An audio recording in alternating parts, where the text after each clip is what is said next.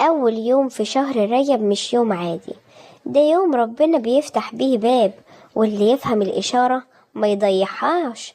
أول يوم رجب بيقولك لسه في فرصة، لسه في رجوع، لسه في غفران.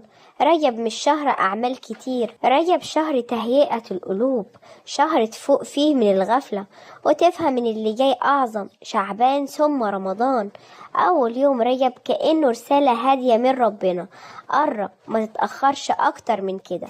لو تعبت من الذنوب، لو قلبك تقيل، لو حاسس انك بعيد، اول يوم رجب احسن وقت تقول يا رب انا راجع، حتى لو راجع بخطوة صغيرة.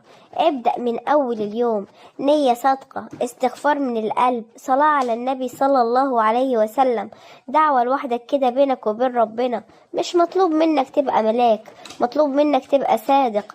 اول يوم رجب مش محتاج انجازات، محتاج قرار انك ما تضيعش الموسم ده.